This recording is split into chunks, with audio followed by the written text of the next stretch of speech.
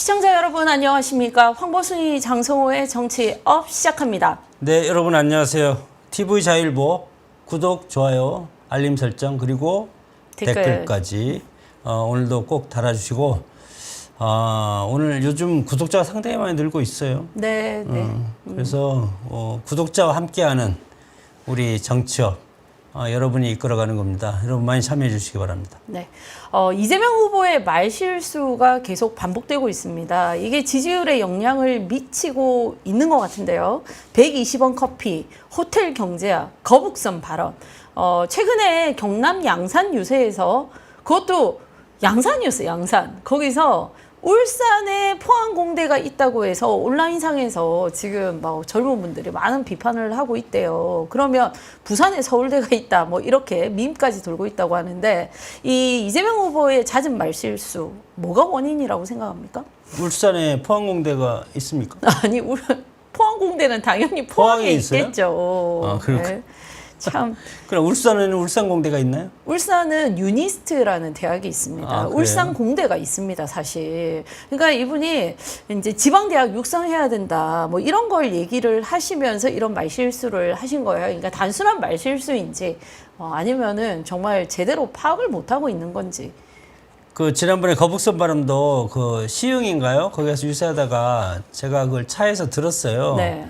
그때 저기 거북선 내가 한 겁니다 했는데 그 다음부터 난리 났잖아요. 네. 공실률이 80몇 프로. 87%. 87%. 그다음에 뭐 16억에 분양받은 게 지금 3억에 경매로 낙찰되고 거기 들어간 투자하신 자영업자들은 정말 죽고 싶어도 못 죽는 그런 어려운 그렇죠. 상황에 처해 있다고 그렇게 듣고 있습니다. 그 다 뭐 빚내서 대출 받아서 한 건데 그걸 어떻게 갚을 방법도 없을 것 같고. 네.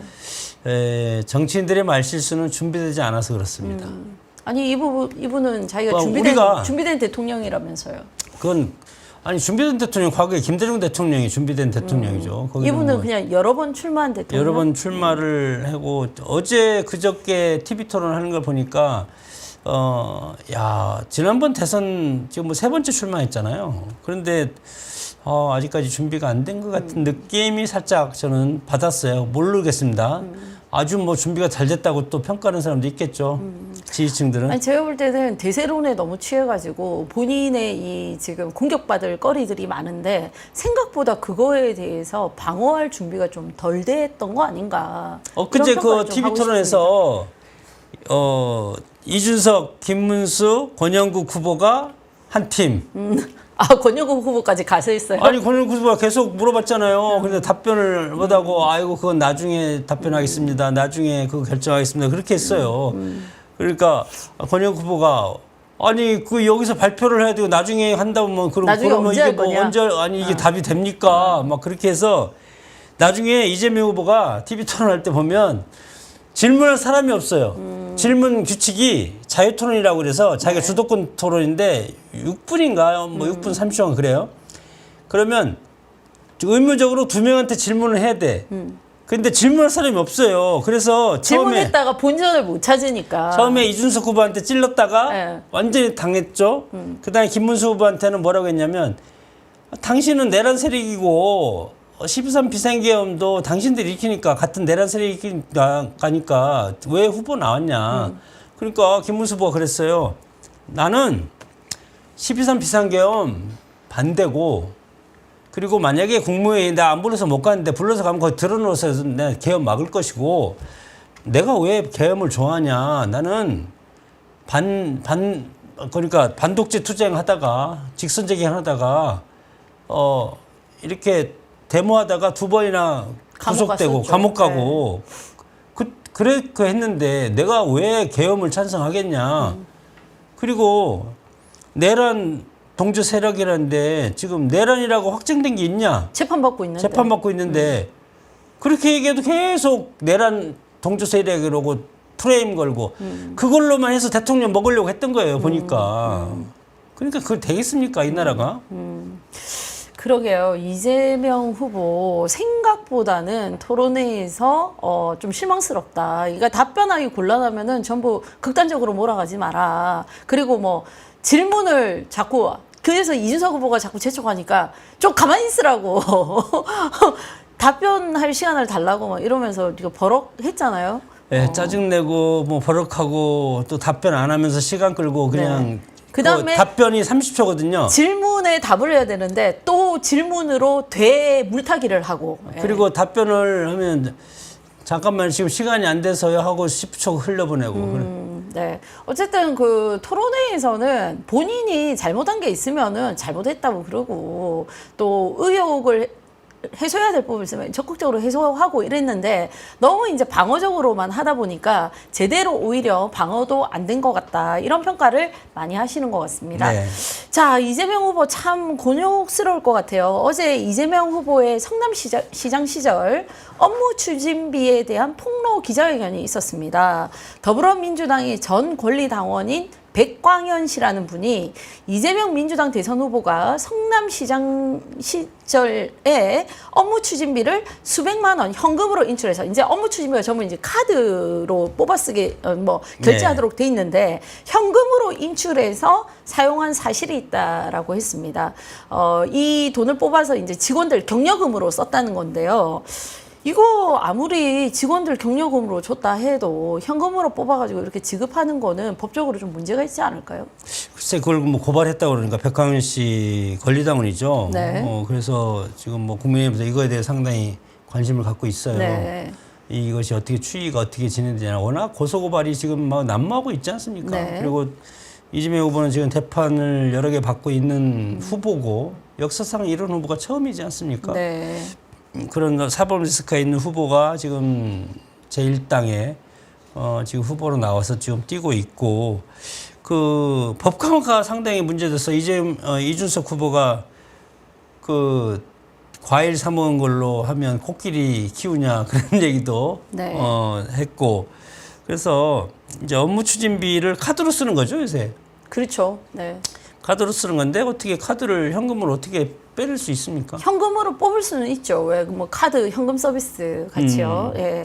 근데 이제 그거 아마 이제 직원 경력금 이런 것들이 원론적으로 원칙적으로는 그 업무 추진에서 지급을 못하도록 돼 있기 때문에 왜냐하면 직원 경력금을 예산으로 잡을 수가 있으면 그걸 잡으면 되는데 잡을 수 없거든요. 근데 이제 또 직원들을 격려할 일이 있으면 사실은 이제 자기 개인 사비로 해야 되는 거죠. 이 공식적인 예산에서 쓸 수 그렇죠. 없는 것 같으면은. 근데 이제 그게 안 되니까 업무 추진비로 뽑아서 줬다는 건데 이거는 아마 수사가 될 가능성이 크다. 그리고 이제 중요한 거는 일주일에 3번에 걸쳐서 200만 원이 넘는 회식비, 140만 원의 경력금을 누군가에게 줬다. 그 비서는 누구냐, 뭐 이런 얘기도 했는데, 사실 이제 현금으로 뽑아서 쓴 돈은 그게 직원 경료비로 다 들어갔는지 또 딴 데 쓰였는지 이건 지금 저희가 알 수가 없는 거잖아요. 그러니까 아마 지금 이제 공개적으로 기자회견을 했기 때문에 이거에 대해서는 상식적으로는 수사로 이어져야 되는데 지금 뭐 이재명 후보나 민주당이 워낙 사법부나 수사기관에는 갑의 지금 형태를 취하고 있기 때문에 사실은 뭐 선거 전에 이거 뭐 기습적으로 수사할 리도 없고 네. 선거가 되는 추이를 보겠죠. 아유, 선거가 수사기관에서. 이제 뭐 6일밖에 안 남았습니다. 6일. D-6일이에요. 근데 사실 이제 이 백 씨라는 분은 지난 대선 때 이 후보의 부인 김혜경 씨의 경기도청 법인카드 유용 의혹을 최초 제보한 조명현 씨라는 분이 계신데 이분의 이제 대리인을 맡았던 분이에요. 근데 이제 2023년도 백 씨가 이 후보를 모욕하고 뭐 이렇게 막 이렇게 기자회견을 하고 하니까 허위 사실을 유포해서 명예를 훼손했다면서 최고 징계 수위인 이제 제명을 의결해가지고 이분이 권리당원이신데 제명되신 분이거든요. 근데 어쨌든 지금 현금을 인출한 정황 또 그 현금을 경력금으로 받았다라는 뭐 이 사실 정황을 가지고 기자회견을 한 것 같기 때문에 저희가 이것이 어떻게 이제 수사로 이어지는지는 좀 지켜봐야 될 것 같고요. 여기서 이제 비난받는 포인트가 있습니다. 이게 뭐냐면 이재명 후보가 과거에 이제 성남에서 시민단체 활동을 하셨어요. 네. 그 당시에 성남시장, 그러니까 전 시장들이죠. 그게 아마 국민의힘 성향이 국민의힘 계통의 시장이었던 것 같아요. 2000년대 초반 이재명과 그의 최측근 김현지 보좌관은 성남시장에 당선되기 전에 성격과 의도가 의심되는 시민단체 성남시민모임이라는 이름으로 전임 시장들의 업무 추진비 공개를 촉구하는 시위를 했었다는 겁니다. 그러면서 성남시민모임은 판공비 공개운동 네트워크라는 것을 발족했다고 하거든요. 그건 이제 그때 시민단체로서 할 수 있는 역할이죠. 네, 그렇죠. 네, 그래가지고 납세자의 권리, 시민의 알 권리를 내세워서 성남시장, 구청장, 주택공사, 가스공사 등 7개 공사에 대해서 업무 추진비 공개를 요구했었다는 겁니다. 근데 이제 문제는 이게 그 당시에 이제 뭐 소송까지 이어졌다고 제가 들었거든요. 근데 문제는 이재명 후보가 성남시장으로 당선된 이후에 이 업무 추진비 사용 내용 공개하라고 청구했는데 이재명 그 당시 성남시장이 했을까요? 안 했을까요? 안 했으니까 질문하는 거 아니에요? 그러니까요. 본인은 안 했다는 거예요. 묵묵부답이었다는 거예요. 그래서 2016년도에 성남시민단체 협의회가 성명서를 내고 이재명 시장의 업무 추진비, 즉 판공비의 전면 공개를 촉구했는데 정보 공개 청구도 했지만 이재명의 성남시는 답이 없었다. 그러니까 이제 본인이 뭐 국민의힘 소속의 그 성남시장을 공격할 때는 업무 추진비 공개하라, 판공비 공개하라, 이게 뭐 납세자의 권리다 이렇게 주장을 해놓고 정작 자기가 성남시장이 되고 나서는 공개하지 않았다. 이게 이제 내로남불, 전형적인 민주당의 내로남불의 사례다라면서 공격하는 거죠. 그러니까 비판을 하는 거죠. 이거 어떻게 생각하십니까? 그러니까 정치인은 법을 잘 지켜야 되는 거잖아요. 그리고 국회의원이면 특히 더 그렇고, 네. 그리고 집행하는 기관장이면 국회에서 만든 법을 철저하게 따를 필요가 있고, 이것이 법치주의인데, 네. 이런 걸 쭉 보면 지금까지 뭐 여러 가지 대장동이라든가 뭐 여러 가지 재판받는 그런 사항들, 그리고 업무 추진비, 또 시민단체에서 후원금, 이런 걸 봤을 때 약간 법을 좀 잘 지키지 않는, 이렇게 되면 김문수 후보가 TV토론에서 그랬어요. 이런 분이 나라를 맡기면 나라에서는 공사도 많고 할 텐데 그걸 다 어떻게 할 거냐. 국민들이 똑바로 판단을 해달라, 그렇게 얘기를 한 거였어요. 아니 이게 민주당의 전형적인 그 앞뒤가 다른 인식입니다. 그 문재인 대통령 때 적폐청산을 얼마나 했습니까? 근데 지금 현 정부 들어가지고 감사원에서 감사하는 걸 가지고 지금 자기들을 전직 대통령을 정치적인 이유로 공격한다. 아니 잘못된 게 있으면은 본인들도 수사를 받아야죠. 본인들이 할 때는 그게 옳은 것이고 본인들이 당하는 건 무조건 이거는 그 권력의 행포다. 이런 식으로 포장하는 거, 주장하는 거. 이재명 후보 마찬가지. 이 성남시장 뭐 업무 추진비 관련해서도 그렇고요. 그다음에 재판부에서 재판하는 것도 본인들한테 유리하게 판단하며 훌륭한 재판관, 본인들에게 불리하게 하면은 이건 뭐 탄핵당해야 될 판사, 뭐 이러면서 그걸 내자라고 뭐라 그래요? 그게 내로남불이잖아요. 내로남불. 그거의 대표적인 분이 또 누굽니까? 조국 아닙니까? 조국은 지금 결국 어디가 지금 감옥에 가 있지 그렇구나. 않습니까? 예. 그래서 모르겠습니다. 좌파 진영들은 이게 두뇌가 본인들을 바라볼 때의 시각과 이 우파 진영을 바라볼 때 이 잣대가 너무나도 다른 것 같다. 이거 어떻게 이렇게 사람의 기준이 거울이 나를 보고 있을 때와 반대를 보고 있을 때 이렇게 달라질 수 있는지 저는 그 뇌구조 자체가 너무나 신기합니다. 그러니까 본인들에 대한 합리화가 굉장히 강하다는 거겠죠. 자, 이낙연 전 총리이자 새미래 민주연합에서 이제 새로운 민주당으로 이름이 바뀌었어요. 그렇죠? 네. 이낙연 이제 당 이름이 워낙 잘 바뀌어가지고요. 새미래 민주당. 새로운 민주당의 지금 상임 고문으로 계시는데 이분과 이제 김문수 후보가 연대하기로 엊그저께 결정을 했지 않습니까? 이거에 네. 대해서 이제 이준석 후보는 굉장히 비판을 하는데 실제 이낙연 전 총리 세력과 단일화한 거에 대한 효과 어떻게 보십니까? 상당히 있지 않을까요?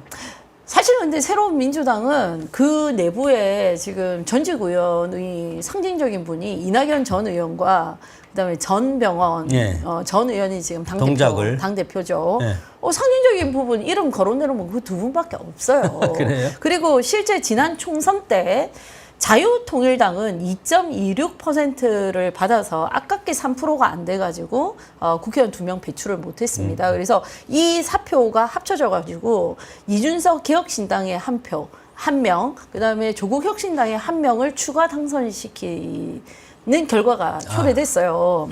그다음에 당시 이제 새미래민주연합이죠. 새미래민주연합은 1.70%를 받았어요. 자, 그렇게 생각하면 세력이 어디가 큽니까? 자유통일당과 새로운 민주연합, 새로운 민주당.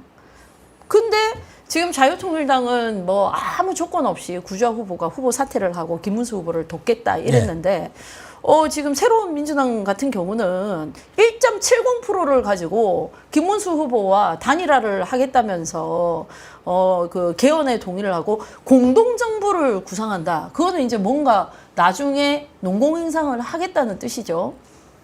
그렇게 이제 얘기를 했는데 실제 이 단일화 효과가 얼마나 있을 것이냐, 이낙연 효과가 뭐냐, 이걸 저는 질문을 드리고 싶은 겁니다. 저는 있다고 봐요. 호남을 기반으로 하고 있고 이낙연 전 총리도 마찬가지로 상임 고문이지만 이재명 후보와 대척점에 있지 않습니까? 상당히 관계가 안 좋아요. 그래서 반 이재명 텐트에 들어올 충분한 자격이 있고 한 세력이 오면 이 사력이 엄청 커지는 겁니다. 네. 1%가 어딥니까? 1% 싸움인데 지금. 지난달에 0.53%인가요? 57%인가요? 그거밖에 차이가 안 났는데 이번에 1%, 1.5% 싸움 같아요. 이번에는. 그렇게 되면 이분들을 끌어안으면 그것이 이기는 표가 되지 않을까 생각이 들어요. 근데 2.26%의 자유통일당은 그러면 표가 아닙니까? 뭐 당내에서 이준석 당내도 아니고 뭐 한동훈이 자꾸 극우 프레임을 걸고 그다음에 뭐 이준석도 뭐 자유통일당과 연대하는 당은 뭐 정체성이 어쩌고 저쩌고 뭐 이런 얘기 비판을 하잖아요. 그거 눈치 봐가지고 지금 그럼 1.26%의 민심은 외면하고 버려도 되는 겁니까? 아니면은 가만히 놔둬도 이 보수 애국 시민들은 그냥 대한민국 나라 걱정을 해서 당연히 김문수 후보를 도울 거라고 생각하는 겁니까? 아니 그건 아니고 그만큼 자유통일당 같은 경우는 보수 애국 시민들의 결집력 그리고 한 사람으로 밀어야 된다는 것이 훨씬 강한 거고 이 호남을 기반으로 한 새미래민주당 같은 경우는 그것보다도 약한 부분이고 이념적 트렌드가 다르지 않습니까? 한 식구가 아니에요. 이념적으로. 그렇기 때문에 여기는 국민의힘과 예, 새로운 그렇죠. 민주당이 예. 네. 한 그런 뿌리가 아니잖아요. 달라요. 색깔이. 그렇죠. 그래서 이것을 합치려면 합치는 시너지 효과가 있어서 절차가 필요합니다. 그런 절차가 필요하기 때문에 하는 거예요. 일단은 뭐 외연 확장이다. 지금 힘들 때니까. 네, 그렇죠. 그리고 이제 중요한 대의는 반 이재명이다. 그리고 개헌 추진을 한다고 그랬고 개헌 추진을 명분으로 하고 임기 대충 3년 단축 개헌 그것을 해서 하겠다는 겁니다. 그건 뭐 김문수 후보가 벌써 약속을 한 부분이니까요. 일단은 뭐 선거가 지금 D-6일인가요? 코앞으로 다가왔고 내일이면은 아니죠. 내일이 아니죠. 오늘부터 지금 사전투표가 지금 네, 그렇죠. 시작됐기 때문에 힘을 합칠 수 있는 분들 대의로 뭉칠 수 있는 분들은 다 똘똘 뭉쳐야 된다. 사전투표 할 거예요? 전 지금 서울에 있으니까요. 부산에 내려갈 수가 없어가지고 아니, 어떻게 해야 돼요? 사전투표는 자기 주변에 아무 데서나 하는 거예요. 아니 그러니까 사전 투표에 대해서 지금 우려하시는 분들이 많잖아요. 예. 물론 이제 김문수 후보도 선관위에 뭐 개선을 요구하기는 했지만 우리가 이제 법을 바꿔야 되는 부분이 있어서 바로는 못 하는데 사전 투표 하시겠다 했어요. 예. 근데 대부분의 지금 보수 애국 시민들은 내 한 표가 혹시나 어떻게 도둑 맞을까봐 사전 투표 안 하시겠다는 거잖아요. 저도 가급적이면 본 투표 했으면 좋겠어요. 근데 문제는 제가 지금 서울에 있고 부산으로 내려갈 수가 없어서 6월 3일 날 어떻게 해야 됩니까? 그러면 뭐 그건 뭐 본인이 알아서 하세요.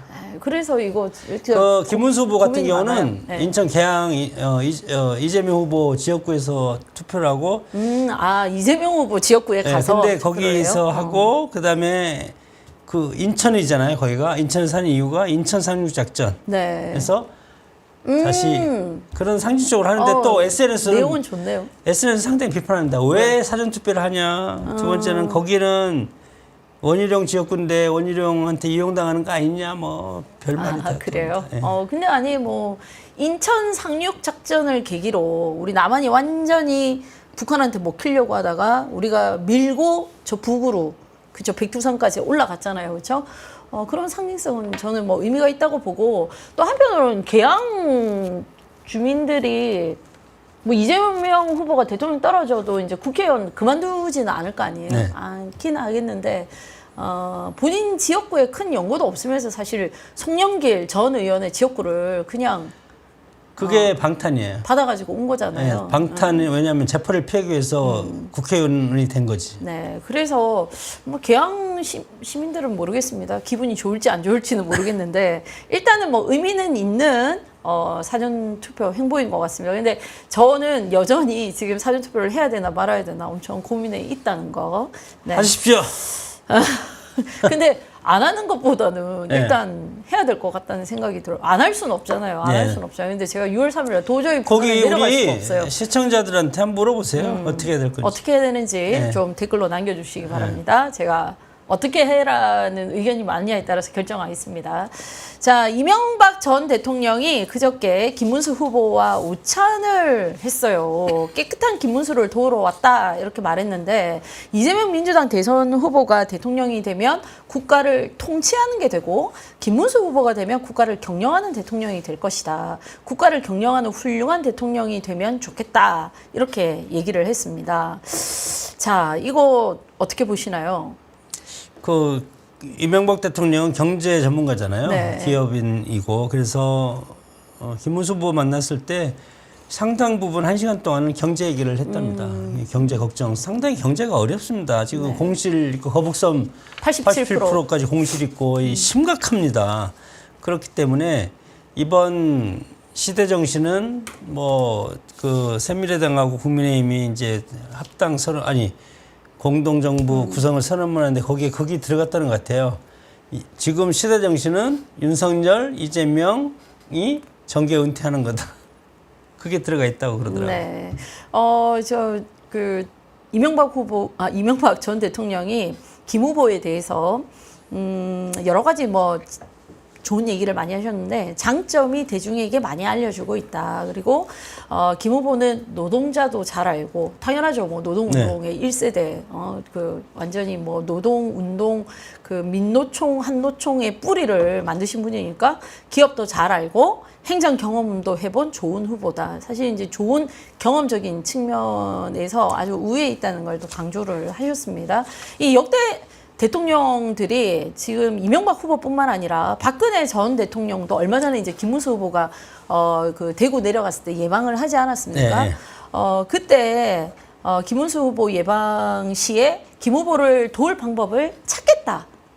이렇게 말씀을 하셨고 실제 이제 고민을 하시고 거의 이제 대외 횡보를 별로 안 하시는데 그저께 그 이명박 대통령을 만난 날이죠. 그날 오전에 그 구미 박정희 대통령 생가 그리고 옥천의 유경수 여사의 생가를 하루 만에 이렇게 다 방문을 하시면서 네. 김문수 후보가 부모님 생가를 다녀온 일정을 보고 부모님 생각이 많이 나서 이렇게 나도 방문한다. 이건 이제 간접적으로 김문수 후보를 언급하면서 힘을 실어준 거잖아요. 본인의 부모님을 존경하고 왜냐하면 박정희 대통령이 기적을 일으켰다 이렇게 얘기를 했거든요. 그 박정희 대통령을 치하해 준 것을 듣고 본인도 부모님을 떠올리면서 역시 김문수 후보를 떠올렸다는 거예요. 이렇게 전직 대통령들이 사실은 뭐 공개 행보를 거의 안 하다가 지금 대선 전에 그 공개 행보를 하는 것, 이 김문수 후보에게 어떤 도움이 될까요? 다 도움이 될 겁니다.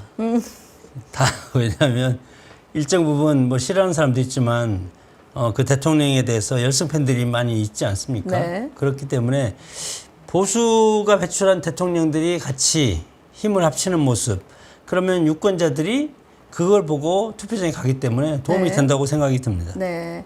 자, 또 좋은 소식이 있죠. 한덕수 후보. 사실은 이제 개헌 세력들의 연대의 한 축이 이낙연 전 총리였고, 한덕수 후보가 이제 선거운동에 끼어들 거냐 말 것이냐 이거 계속 이제 관심이었는데 어젠가요? 그저께 한덕수 후보가 한덕수 후보가 한덕수, 예. SNS에 그 김문수 후보를 지지하고 응원하는 마음으로 내가 사전 투표하겠다 이렇게 글을 올렸어요. 그거에 대해서는 어떻게 보십니까? 그러면서 이제 이재명과 민주당이 굉장히 지금 법치를 많이 흔들고 있잖아요. 법치의 근간을 흔드는 것이 내가 50년 동안 공직 생활을 해온 이 대한민국에 굉장히 지금 불안 요소고 안 좋은 미래를 불안하게 한다. 이거 안 된다. 이런 얘기를 했거든요. 한덕수 후보의 이런 소식 좀 반가운 거 아닌가요? 아니, 반가워도 화끈하게 하면 좋겠는데 화끈하게 하지 않으니까 그게 참 아쉽다고 보고 어차피 공무원 조금 아쉽다. 예. 그냥 SNS로 그냥 어공이라고 하죠. 어공. 예. 항상 공무원. 그 한계가 있습니다. 그래도 뭐 일단은 SNS에 그 사전투표 전에 메시지 올려준 것만 해도 굉장히 저는 뭐 좋다고 생각합니다. 좋다고 생각하는데 지금 그 한덕수 후보가 굉장히 그 이재명에 대해서 지난 3년을 돌이켜 보면은 이거는 정말 극단적인 방탄, 네. 극단적 탄핵, 이 극단적 정쟁 이것의 반복이었다 이렇게 지적을 했거든요. 그러니까 본인이 국무총리하면서 얼마나 민주당에 시달렸으면 이런 얘기를 하겠습니까, 그렇죠? 그리고 결국 지금 가장 우려하는 게 법이 내 편이 아니라면 법을 고쳐서 판사가 내 편이 아니라면 판사를 집어넣어서 어떻게든 기어이 내 뜻을 관철하고 내 세력을 불리겠다는 판단 너무 위험하다. 그런 분들이 정치 보복이 없다라고 얘기를 하지만 너무 공허하게 들린다. 이재명 정부가 들어섰을 때 네. 정치 보복을 사법부까지 장악해서 얼마나 하겠느냐 이거에 대한 우려인 것 같습니다. 네. 그러다 보니까 이제 1인 독재가 될 가능성이 상당히 크지 않습니까? 그래서 지금 모두가 힘을 합쳐도 이제 부족하고 그래서 이당현 상임고문이 괴물 독재 국가라고 한 겁니다. 네. 괴물 독재 국가의 탄생을 막아야 한다. 이게 반 이재명 전선의 목표고 그렇기 때문에 지금 보수에서 가장 선두에 나서고 있는 김문수 후보에 대해서 우리 보수 애국 시민들은 걱정과 우려를 갖고 적극적으로 지지를 하고 계시는 것 같습니다. 오늘부터 사전투표에 돌입했습니다. 여러분, 여러분의 소중한 한 표, 대한민국 미래를 위해서 꼭 투자해 주시기 바랍니다. 오늘 방송 여기서 마치겠습니다. 네, 여러분 감사합니다. 감사합니다.